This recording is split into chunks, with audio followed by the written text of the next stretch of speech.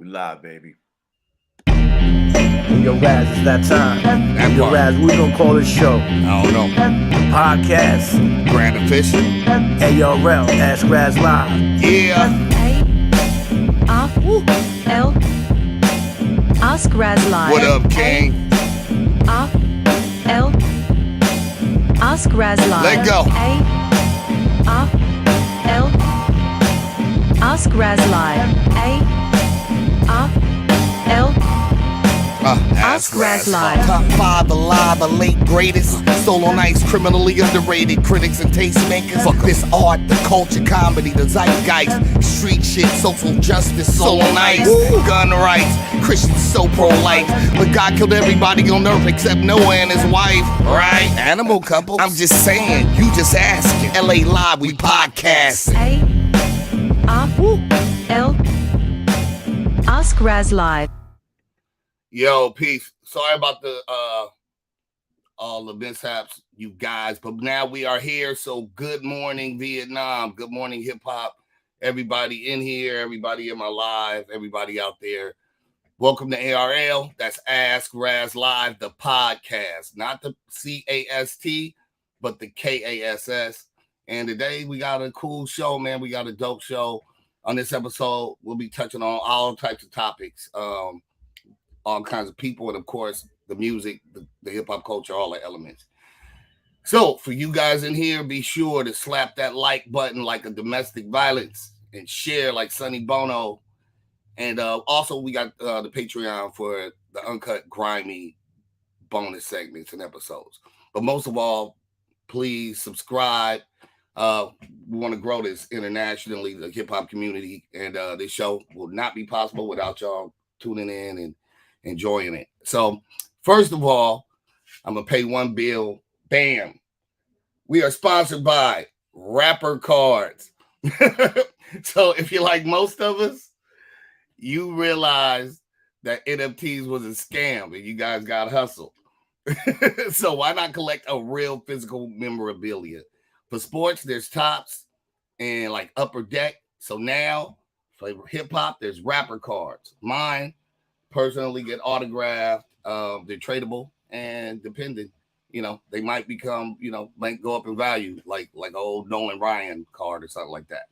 So anyway, you can go to on the gram, go to rapper_cards, and the link is in the bio. So anyway, with that being done, we done paid our bills. Here's the basic premise of this show. What we believe in is trust and respect. And those are the affirmations I want to have with this community. I want to create a platform collectively that's, opinion friendly. We subscribe to humanity first. We're all humans. We got different opinions. We got different ideas, different viewpoints, different schools of thought. But we can still have respectful conversations without losing our character, without disrespectful comments. So let's talk to each other and not at each other. That part. Because once you lose your cool, you ain't cool. There's a saying, there's a genius and an idiot arguing in the street. And how can you tell the difference? And the answer is you can't. Also, we're going to try to keep this kind of age friendly.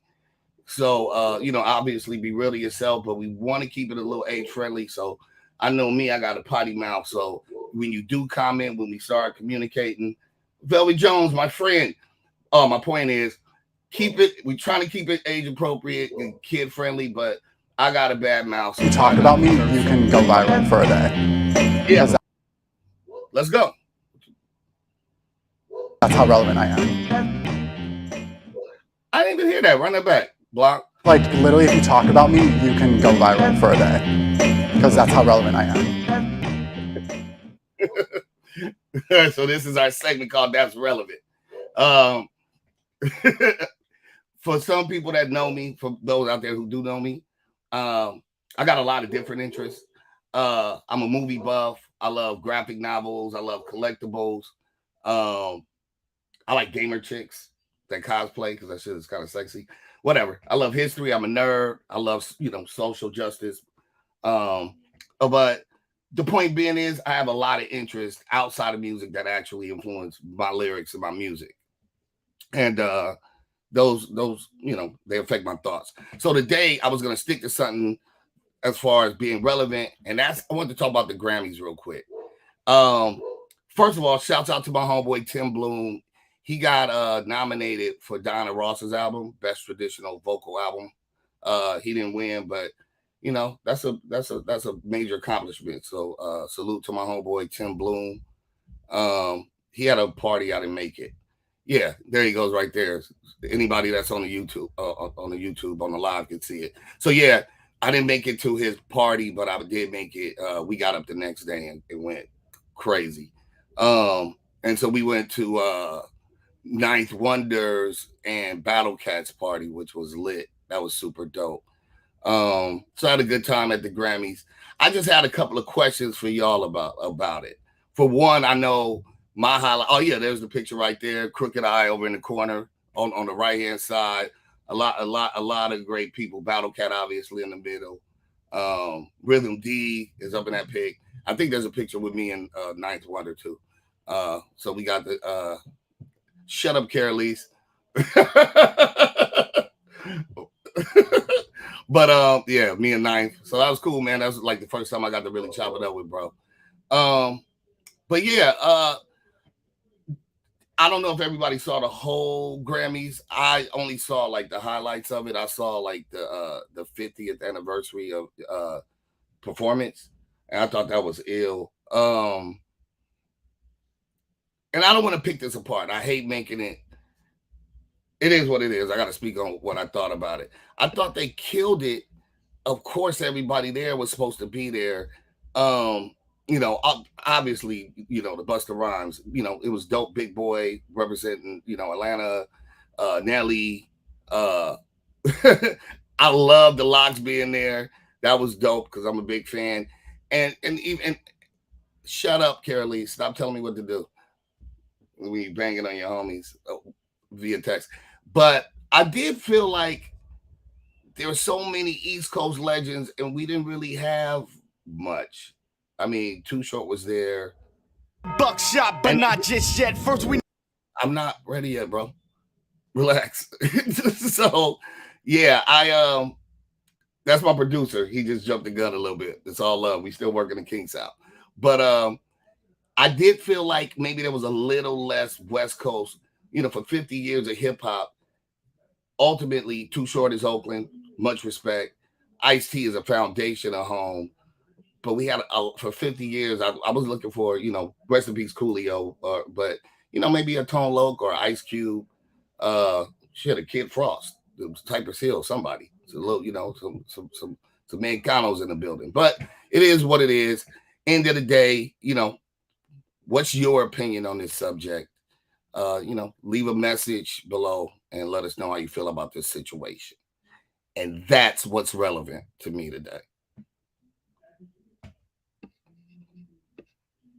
If you talk about me, you can go viral for a day, because that's how relevant I am.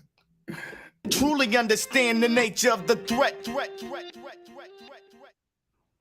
Cool. So I have I just wanted to make a quick announcement. Basically, there's we're putting together an actual full-length music video. I just call them retro videos. So we're shooting this long 8-minute video for Nature the Threat, which is going to include miniatures, stop motion production, and it's produced by my brother Gifted Glitch, and he did all the Horseman stuff. He's just an ill artist, and so he did the Horseman cover. He did the all the skateboards, just all the merch, period. And so we're doing this epic project, and we just call it Nature the Threat, the movie. And so what I do want to do from time to time is I'll be updating you on that project. So you kind of get a BTS behind the scenes of how this project is going, shooting this video. The goal is I want Premiere to actually remix the record. I'm going to throw that out there anyway.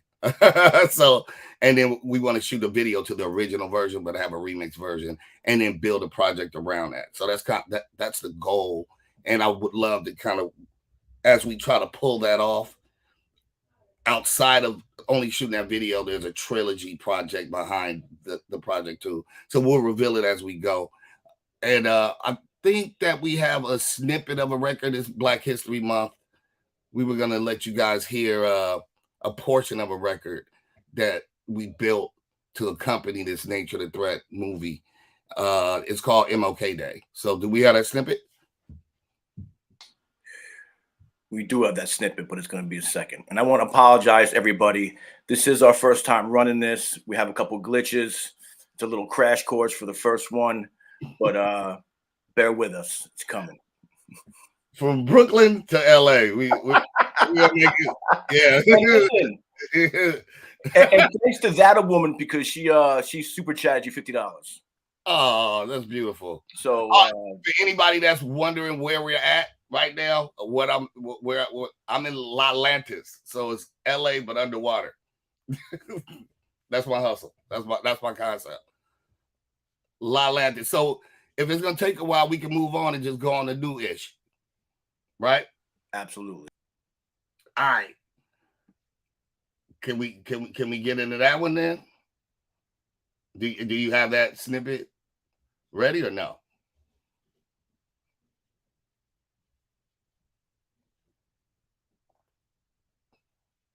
Young Blanc. Getting it ready for you. Hold on one second. We got the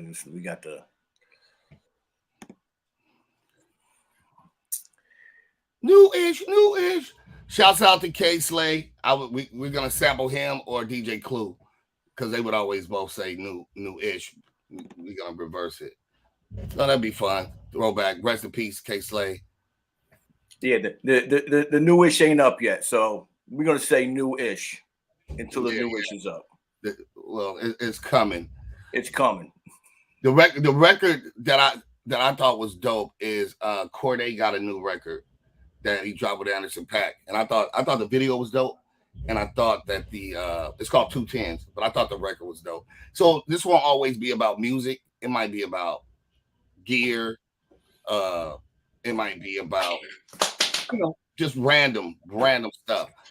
Today I don't want this only about music. It could be about movies, TV series, but I thought the record was dope. And especially because, Anderson didn't even lean on his singing for the hook. So I thought that was dope. I just liked how he flipped. He and Corday got a great chemistry to me. And it seems like he can jump into these mini groups and they're always a different extension of himself. So salute to Anderson .Paak and Corday. I like the 210 song, and you don't have it ready, so I'm not worried about it no more. Maybe it's coming. Nah, don't worry about it. So why don't we just get into the actual part where let's speak on it. Ask away. Let's talk about something. So whoever pops up and has an interesting question, I love to communicate on it. Yeah, we'd like to base the show on Ask Raz Live. We know Raz is a multifaceted human being, history major, street connoisseur, hip hop legend. So this is your chance really to ask Raz any question. We like to keep it friendly. Raz has some promiscuous stories, some street stories, some educational stories. So I have no promiscuous stories. I'm a very innocent and I'm not going to discuss. I don't kiss and tell like that. I will tell on somebody else's dirt, but I'm not telling on myself. So okay, I beg to differ, but okay, let's do it. I only tell myself to drink. Can you see the questions popping up on the side? I see no comments. I'm not getting any comments. Okay, so right now, piece of Genesis to DAP Level 1. I see Ingenus in there. I see ACD. I see Ray Mack. Want to thank you all for coming through. If anybody got any questions for Raz, please ask. I'll reiterate them to Raz, and we can take it from there. One question I see from Midget Mike. Well, I'm in the live. Let me answer this one real quick. Yeah. Clip the Stevie asked, was there any merch for the Van Gogh album and shirt wise? And the answer to that is no. But now there will be. So there is a video. Well, that doesn't matter because by the time you see the video, it'll be too late. But we just Gifted Glitch created he actually restored the original photo because we didn't have any high resolution versions of the original Van Gogh painting because that was an actual painting. He restored the one poster that we had, and we created a whole series. So we're gonna reissue Van Gogh also with different color. He did different versions of the beanie because the original beanie was brown. It was dark brown Gucci beanie with a tan stripe. But he did different versions where the beanie's green, where it's black, red, whatever. He did like 5 different colors. So that's gonna be the way, and then his t-shirts to go with it.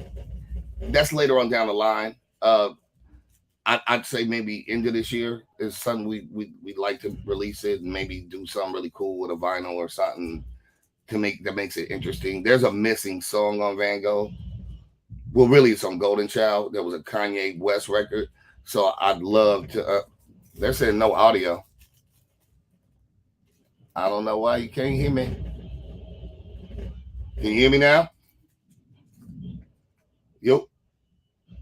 I was talking. Well, I tried to go both ways, talk to both of them. I don't know. I don't know if they could hear me or not. Unfortunately, we tried. But what was the other question? I want to put questions on the screen and tell me what you think about them.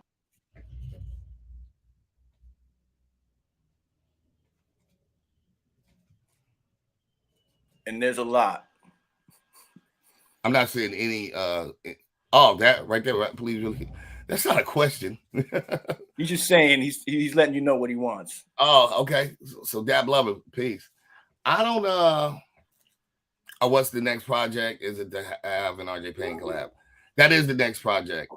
I actually go to New York in 2 weeks to film the first video off of that album. So pretty excited about getting the content for that record done. So we're shooting the first video in 2 weeks. We hope to shoot. I'd like us to shoot 3 to 4 because it's like I have like 4 favorite records on there, and I'd love to have a visual for all 4 of them. So look forward to probably seeing something like a month and a half maybe because you got to edit the videos. And then everybody's hitting me about what's the best cipher you ever been in? Let's see. My favorite cipher historically, there's a photo, there's video of it. That I was in New York for the New Music Seminar. I was an unsigned artist. I was young upstart, and I met this brother who was battling, and it was the DMC challenge. So it was the DJs. I think maybe Shortcut won that year. I can't remember. And then they had the MC competition. And this guy was making a big name for himself, and his name was Supernatural. So I met that bro like maybe the day before. We hit it off. We kind of knew of each other's music, and we got cool. And then I walked out. I watched him win the DMC competition on the mic thing. And then I walked outside, and there was a big crowd, and there was these dudes battling. And I remember being very intimidated as New York. I'm this kid from LA. And I remember this one dude was like, yo, let me go. And they were like older than me, whatever. Maybe at the time I'm like 16, 17. Dudes look older, like 20. By older, I just mean like 21. So they were intimidating. They were like grown, and I wasn't. and bro, like kind of made it sing like he was about to kill it. I was like, oh, he about to kill it. And then he did the riggedy, like Das Effect. Oh, riggedy rock. I was like, you trash. So I remember just thinking like, man. So I wanted to burn. I was going to jump in that cipher. I had the battery in my bag. And right before I did, this tall, skinny dude slid up, super cool. And he started rhyming. He was nasty. I looked up, and it was the Hawaiian Sophie dude. not Jazzo, Jay-Z. And I just remember looking like, oh, that's the Hawaiian Sophie dude. And he killed it. Can't take nothing from him. He killed it. And I just remember like, I ain't even worth it no more. Like he bodied him. And then that was kind of it. But that was my favorite memorable cipher, was walking out and watching, you know, Jay get busy. Okay, Miami Life. What up, Dion? How did that record come about? My label, Priority Records at the time, did a lot of soundtracks. They were doing a substitute soundtrack. I had a big complaint about movie soundtracks. I'd buy like a new, like whatever movie was set in New York, and it'd be a whole bunch of people that represented the New York lifestyle. But then I'd hear a West Coast, it'd be like a West Coast movie, and sometimes the soundtrack didn't reflect what the movie was about. And it'd be like a gang of East Coast people. It just didn't sound right. And so I felt like if I ever got a chance to be on a soundtrack, I would try to make the song match the movie. And so the movie was set in Miami, and it was about being in high school. And I was kind of, you know, I was in that age bracket. So I just wrote kind of trying to be from the standpoint of being in high school, being in Miami in high school and wanting to be in the streets. And I mean, I'm glad that they liked it and supported it, you know, and gave me a video for it. It ended up being a song that actually resonated with a lot of people. And yeah, I produced it, me and my friend Flip. Like I found a sample, chopped up the sample and all that, and then Flip put the bass line and like the drum, like he beefed up the drums and put the piano at the top and all that. But yeah. Midget Mike, what's the first rap album I bought with my own money?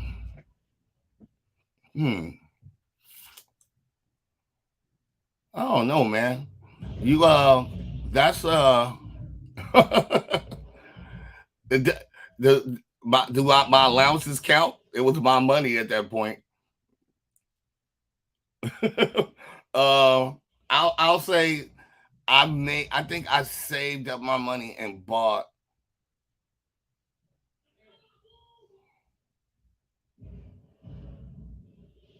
I'm trying to think. It's a KRS-One album, probably. Edutainment or something. Probably. Yeah. What up, Cali Buds? Let's see. Yeah, of course. Have I ever been to Project Blow back in the day? Yeah, of course. That was the house that Freestyle Fellowship and them built. So honestly, you cannot go over there for one and be whack, because it would not work out well for you. You know, and congrats to them. I know they got Grammy nominated. I hope they won. I don't know for sure if they did, but they're really good human beings, big brothers of mine. So yeah, man, I remember like you go to Project Blow, and if you know, those dudes are street dudes. I'm trying to say it the nicest way possible. So don't let the jazz fool you. Them dudes, you know, them dudes were street dudes before the art.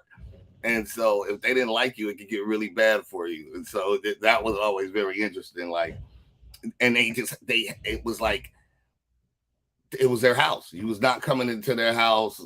I guess it's kind of like Boston or something, or one of them, like on some, it's like the Raiders in LA or something. Like, you can't come over here with nothing else. So if you didn't have a pattern that they thought was dope, and they didn't embrace you, and you pissed off people, it could go wrong. But yeah, I was there. I rhymed a couple of times. Peace is actually from Carson. And you know, all them brothers is just good brothers, man. They always show me a lot of love.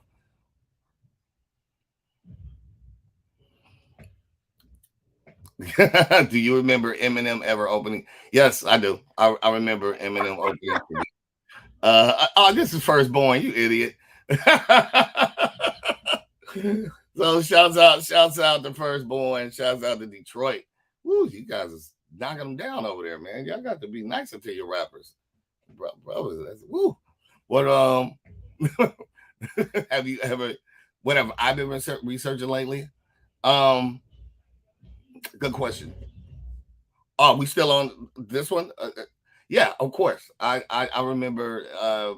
I remember Alvin's. I remember the club. I remember. I was actually when I went there to Alvin's for that particular show.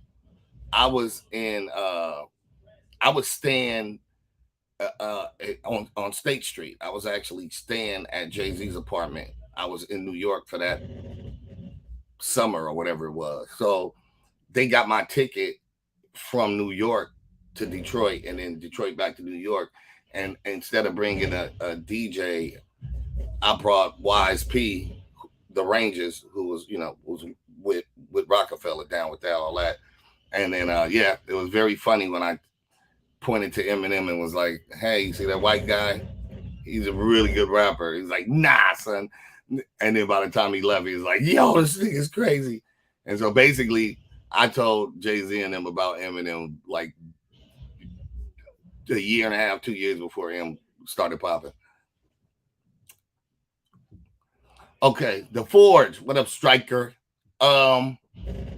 Me right now, I'm trying to, again, I didn't want to get too deep into it, but I'm putting together a project, Nature the Threat, the movie, and I'm building this trilogy around it. So I'm having to do a lot of history again, just to kind of make sure my details are correct. And so, yeah, I've kind of been focused on that. Not kind of, I've been focused on that because I want to build.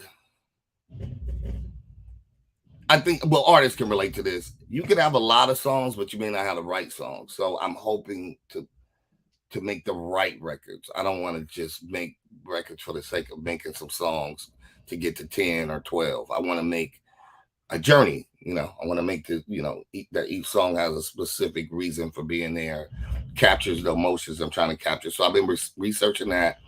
Outside of that, I'm reading screenwriting. So just the Screenwriter's Bible. I've been back on that. And there's another book called Sell Like Crazy. So, which is marketing. So those are the things that I want to get. I want to get better at. Marketing, better at my at my writing, whether not necessarily raps, but really screenplays, writing books, stuff like that. I want to publish and really write more books. Oh man, shouts out to Rhyme Fest who just DM me. That's what's up. Okay. What's up, Dab Lover? Well, yes and no. The idea for the Horseman initially was to create a haven for dope MCs, and what we wanted to always do is rotate a member. So it was whether it was every song, one person might be different. So whether that was Pharoah Monch, Mos Def, I feel like we definitely reached out to some other MCs. I don't want to like just make up names, but that was the goal, was to create like this league of MCs that was all cool, and that and as we built records, we could build them together. It was maybe inspired by Wu-Tang, just to make this extension of a squad, and the Horseman was the umbrella to be able to do it. But yeah, Mach, he's on a record where he like rhymes at the beginning of it, a cappella, and then he introduces the record.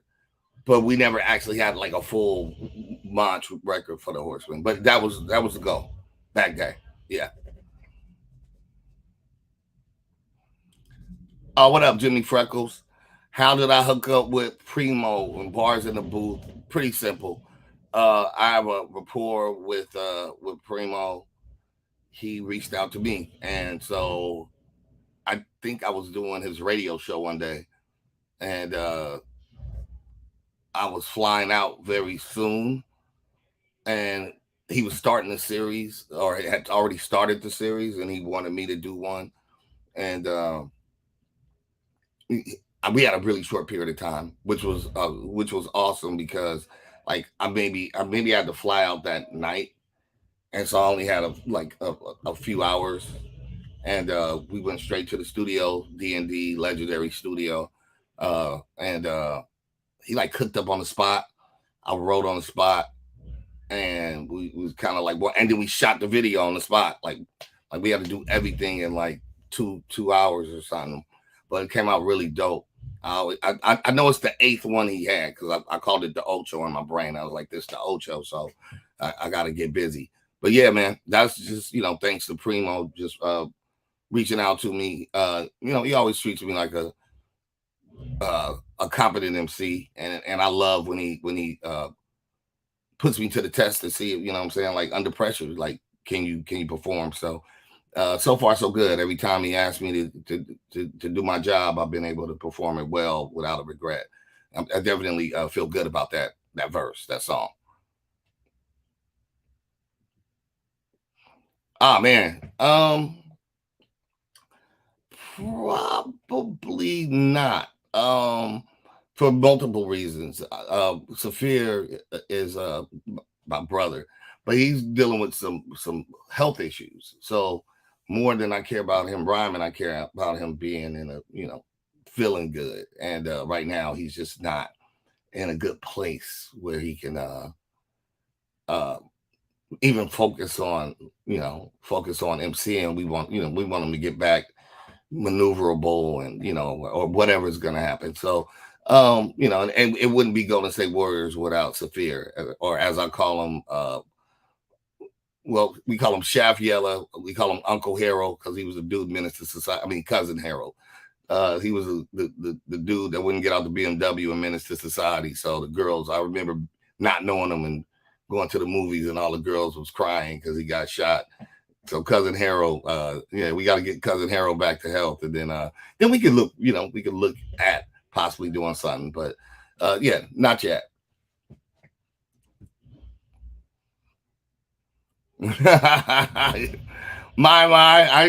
I would say my favorite female MC is MC Light. There are a lot of dope new MCs. All right, let's see. What about Girl Code, Raz? I know you got something for Girl Code. Well, I just think they're outstanding. I think Girl Code, I've watched them rock Brooklyn. I watched them rock LA and tear it down both ways, both places. And then, those are two different kind of crowds, especially if you're not like, if you're not the platinum person, people just sometimes might look at you like, who are you? But I watched them tear it down.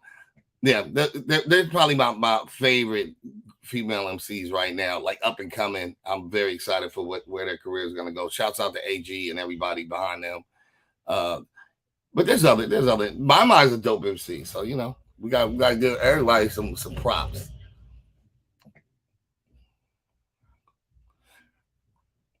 Oh shit! Do I mean, shoot. Do you have any unreleased tracks produced by Dr. Dre? They exist. We did, with Dr. Dre, he would just bring up tracks and you record, and you either keep it or you don't. Or it comes out or it don't, or maybe the song becomes Busta Rhymes song or 50 Cent song. Like, it's a group effort over there. So back when I was there on a constant basis, we would record. That's what we did. You go in the studio and put up a beat and rock it and try to make the best record possible. So there's records that exist. I don't know in what capacity, they exist now. There would literally be different eras of vocals on a beat. Like Dr. J could probably pull out a record with Michael Jackson, Prince, Chuck D, the baby on it. Like, bro, he records everything, and then it may or may not come out. So that's how it works. I have passed up on collabs. One thing about it is you don't want to spread yourself too thin. Another part about collabs is as much as you want to work with people, sometimes you gotta kind of know your worth. I put it in a rhyme where I said how did I word it? I said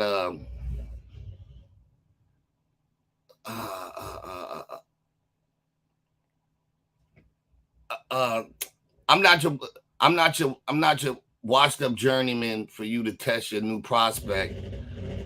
I send them back with an L. I send them back with an L to the projects. No, I send his ass back. I'm not your washed up journeyman for you to test your new prospect. I send his ass back home to the projects with his first L. So, sometimes it's not worth, the feature. There's a monetary value. What up, Kareeb? Oh, good name. I don't want to disrespect it. Karibe Ojue. How's my relationship with Coach Contra? Are y'all gonna do a track together? Well, there's son. See, now you sound like Coach Contra when they were younger. There's something called the internet. If you trust me, we've done songs together. I'm gonna re-release a record that we did for fun called "Don't Touch Me," which is our Valentine's Day song. But yeah, of course, man. I'm extremely excited for those guys, man. I mean, who wouldn't want a family member, period, whether it was a brother, a sister, a child, the woman they cared, your love, your significant other, to accomplish their dreams, or at least be, working towards accomplishing their dreams. So that part is awesome. Yeah. What up, Meat Magazine? Good question. I'm gonna say a versus. I could do theoretically any spitter you could do a versus with. It's the question is, what are you gauging, right? Like, are you gauging who had the biggest singles? I don't have any singles. I never had any. It's not really my fault. It's just my label didn't promote. My record label didn't promote my music. Prime example, and I know this is gonna get traction, and I didn't want to say it initially. Oh shit, that was a little gnat. I didn't want to say this initially, but I don't care because it's the truth, and I mean it with all my heart. One of the dopest things I saw on the awards was watching the Locks and Jadakiss them doing "We Gonna Make It," right? And I'm gonna tell you why. A lot of times when your records don't sell or whatever, the fans. Hold on one second before we get all the questions. Let me answer the first one. So there's a lot of times where people will say, "Oh, you picked the wrong production," or they start blaming the artist why their records didn't sell the amount that maybe the next man did. How come you didn't sell like Tupac? You must not be good. You're not relevant. These stupid terms, right? So watching Jada and them rock that record was reminding me like, oh, I had good sensibilities, like I bought that beat and my company did the wrong thing. So it wasn't me. My company didn't market the record right. They had the same, but at least I know it's not a beat that sounds like that, or whatever. It's like literally my ears were right, and this record had the caliber to rock on the 50th anniversary. So I know my ear was right, and it makes me double down that I have good sensibilities. You just have to have good marketing and a good team, and that's the one thing that I'm learning. I hope the fans realize that eventually. A lot of times, this is not about what's good or bad. This is about who's being marketed, who they're spending marketing dollars to promote. So again, with a versus, to answer it, but that was something I was thinking about. It doesn't matter who you put me on with if we just going for bars. But if you're going for who makes the girls dance or who makes the Crips, Crip Walk. That ain't really my category. Well, you know what I mean? Well, let me ask you a question. So if you were to put yourself in a bracket with someone comparable to you, but that's anybody again. I mean, I'm thinking like Royce. I'm thinking like dudes like that spit. It's all, but that's what I'm saying is any of us can do that. So you could put a Styles against a Jada, a Royce against a Raz, a Crooked Eye against a Tech Nine. If you just go and spit, you can go Nas Raz, you can go Jay-Z, whoever. You know what I'm saying? If we just doing bars, but if you start doing hits, then we playing a different game. And versus is kind of set up about hits. True, factual. That's the problem. It's not about even when they start doing, when they start doing these top 50 lists, they start talking about people that ain't even writing their raps, or they talk about people only who sold the most records. That's not really, what prerequisites are we looking for? So yeah, I could versus with any MC if we're just doing skill set. I also think the presentation of the verses too, like, and I say like compared to Dipset to the Locks joint, like Jada, his presentation alone, he could have spit stuff that no one knew. Well, he was doing had the it factor, and I think you had that. Well, he was barring up, and so when you got, we call it rap fever, when you in your zone and you just ready and you just got that, you in that zone and you just feel like spitting, can't nobody stop you. Your freestyles is impeccable. He just was in that zone and he went off that day, and it was amazing to watch. Another thing was, Onyx is like that. You know what I'm saying? I wouldn't want to do a versus against Onyx. They got incredible cardio. You know what I'm saying? They tour, 6 months out the year. Like, they could rock. They gonna jump and run and scream, and most people, busy drinking a 40 or at the club, or some restaurant. So a lot of people have, and then they got hits. I don't have a slam, or you know what I'm saying? Whatever that artist is, even again, I got Dr. Dre records, but my Dr. Dre record didn't hit like Eminem's did, or Exhibit's did, or Snoop's did. So, and Onyx got Johnny Vulgar too. So oh yeah, Johnny, the Vulgar one. Yeah, man. So for me, I wouldn't mind if it was just a skill set, like, oh, you drop 15, which is technically maybe what a battle is, like when they do, like a URL type thing. But they're dissing each other. They're like more written and rehearsed battles at the particular person, whereas versus just performing your bars. So there hasn't really been anything like that. But yeah, anybody, because only certain artists match up the same. You know what I'm saying? Like I wasn't even sure that Cypress Hill and Onyx was a matchup. It's just like it's two different energies. You know what I mean? I mean, they're all dope, but it's just different energies. Completely different energy. Right. Now with Dipset, a lot of energy around the same era. Same location. Right. Even Snoop Dogg and DMX, they dogs. They all got hits. They deep. They got heavy. KRS-One, but Big Daddy Kane. Those are matchups that made sense. A lot of other ones. I mean, really, it's hard to keep those kind of matchups. You can't do. I don't know. Whatever. It's just a lot of matchups don't make sense. It's just Busta Rhymes got incredible hits, incredible showman. There's very few people that want to go battle. You know what I mean? I think Busta and M would be a fucking, like, I think those guys would be right. You gotta go kind of somewhere like that. Yeah, I think that would be a cool versus. Here's another one for you. What's up, Misfit? Good question, man. My dream collab project with one producer.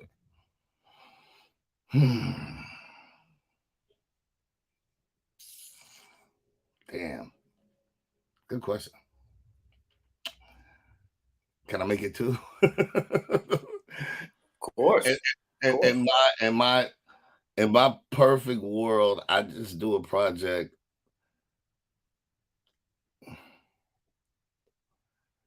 I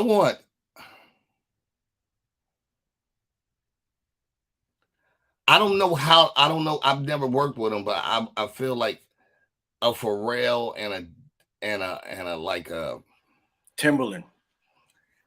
Me and Timberland were always cool, but I would love to see you with Timberland in the studio. I think he would just create something and bring yeah, you out of the box.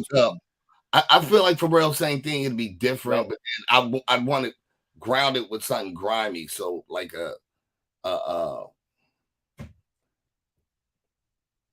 you know, it doesn't matter. Like it doesn't matter.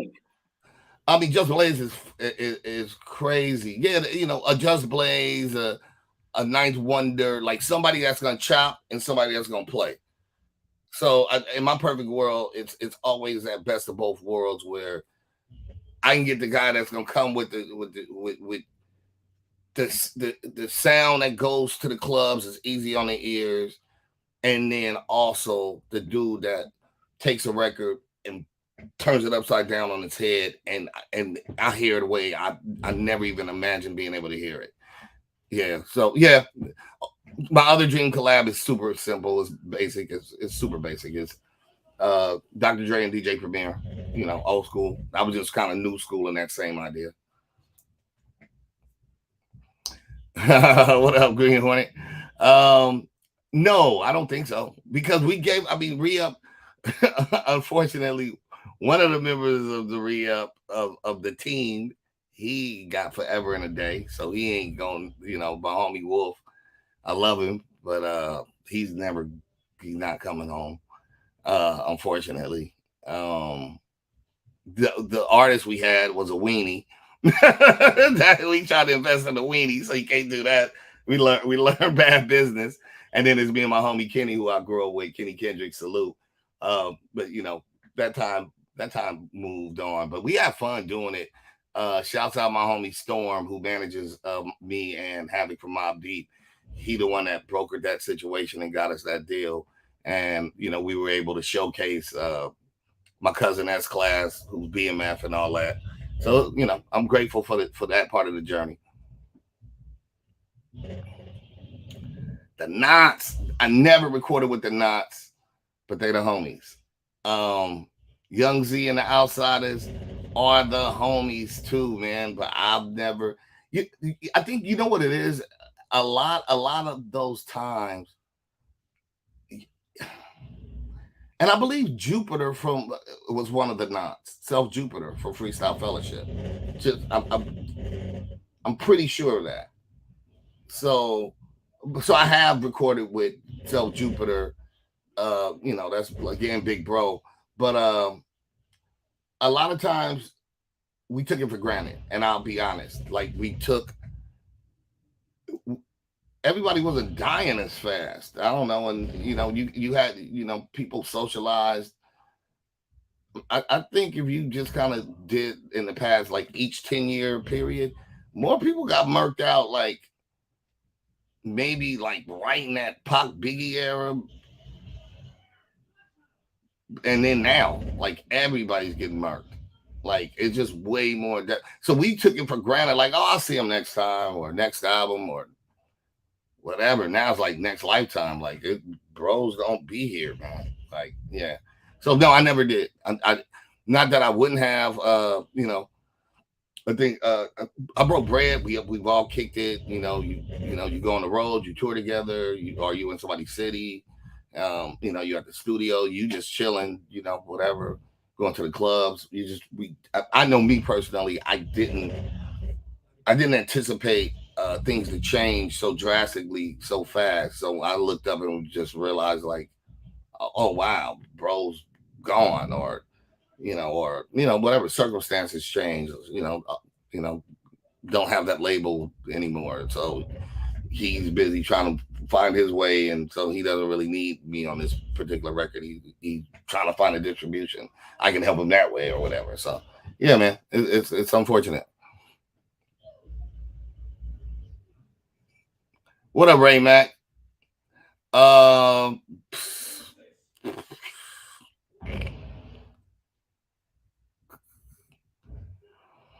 It's interesting. Best written album is Soul on Ice.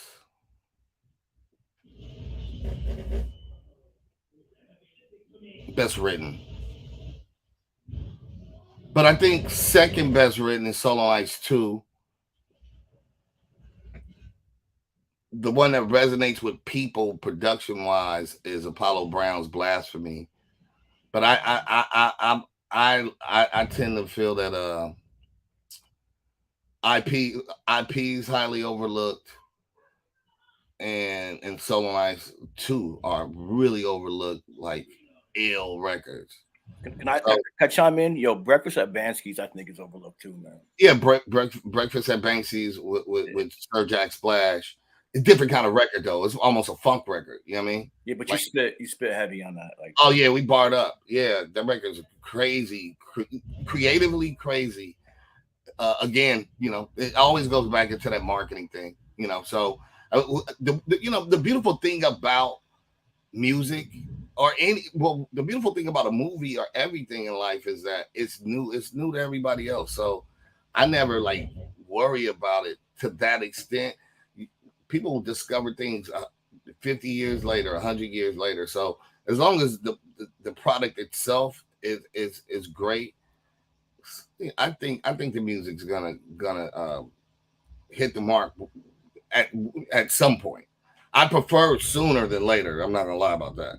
Yeah, it's funny you mentioned the Apollo Brown, and you know, someone asked this right here. We do. I have one Apollo Brown record that I'm putting on my next solo album, 13th Grade, featuring V. Bozeman. So yeah, I mean, there's one. There may be two, but there's definitely one, and that's coming out fairly soon. And then I think we made it, man. You know what I'm saying? Next time I want to definitely, extend our segments. But leave us some comments, man. Tell us what we could do better. I really conceited bastard. Yeah. Thank you. Well, thank you, because I love Assassination too. I was able to I love DJ Quick. Salute. But yeah, let's build this out as a community, man. I hope we can get into some deep conversations about socio-political stuff. It ain't always got to be Debbie Downer, but I definitely want to talk about some real things on here. I don't want it always to be about just rappity rap. I definitely want to have some content to grow on. I definitely want some nerds up in here. Institutionalized Volume 1 is definitely. I actually forgot about that one, and that one we got records on there. Slap Season by Jelly Roll. That's one of my favorite records that I ever did. Yeah, we got joints on that record. Institutionalized Volume 1. The one with Young Buck on it, and Strong Arm Steady on Institutionalized. That record's crazy. Yeah. Oh wow, Adidas. Man, thanks you guys. Well, did me and Pete Rock ever link up? Yeah, brother. On Solo Nights too. Pete Rock produced one of the what's the name of it? Ooh. Can You Feel It? Pete Rock produced Can You Feel It on Solo Nights too. And we got a new joint on this Solo Nights the movie album that's coming out. I've had Button Spot. I think I was in jail at the time, to be honest. But those are my brothers, man. I know all of them separately. So apparently, I knew all of them separately before they became that. I don't know where Bird is. I haven't seen bro in like, we were talking about that at Patchworks. I ain't seen bro in like 3 or 4 years. Every time I try to find him, he just disappears. He's a real Rolling Stone, Bird. I just hope he's in good spirits. You know what I'm saying? Keep on living. Who produced Assassination? Dr. Dre's producer at the time, a dude named Stubby Doo. Him and Butter were the sounds of Marco Polo's the man. Salute Marco Polo. I'd love to do like an EP or something with Marco. I saw him recently. Yeah. The guy Fahim. That's what's up. But yeah, man, I want to build this out, man. Thanks for spending this time with us. We see some things we can course correct on. I want to thank King Michael Coy for making the theme music. I want to thank Grand Official for mixing that record, and I want to thank the producer, man. I do want to thank Jay Blanc, man. So we did it. We're gonna make it bigger, better, stronger, faster next time, and that's gonna be Saturday. One love, y'all. Peace. Talk about me, you can go viral for a day, because that's how relevant I am.